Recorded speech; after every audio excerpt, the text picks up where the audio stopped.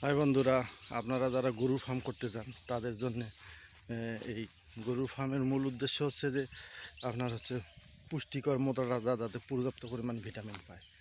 তো আমি আপনাদের দেখেন এখানে গরু ফার্ম করার আগেই বা আপনি নিজে একটা গাভী পালবেন দুধের জন্য, তার আগেই প্রয়োজন হচ্ছে যে আপনার যে ঘাস দেখেন এখানে নেপিয়ার ঘাস বা অনেকে অন্য কোনো ঘাস নামেও বলে।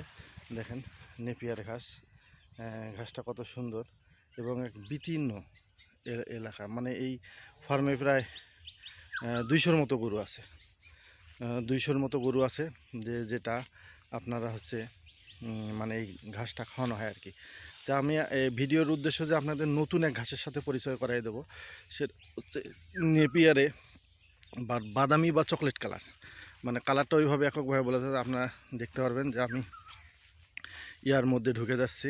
দেখেন একদম বিতীর্ণ এলাকায় দেখেন এটা হচ্ছে বাদামি এবং চকলেট কালার। এইটার হচ্ছে কি মানে এই ঘাসটা এমন, এটা নেপিয়ারের আর একটা জাত বা ক্রোজ বা সংকরম এই টাইপের ঘাস হবে।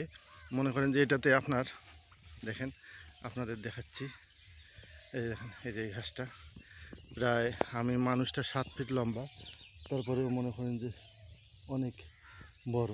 দেখেন আপনাদের আমি দেখাচ্ছি এই ঘাসটা হচ্ছে অনেক বড়। হ্যাঁ, আমি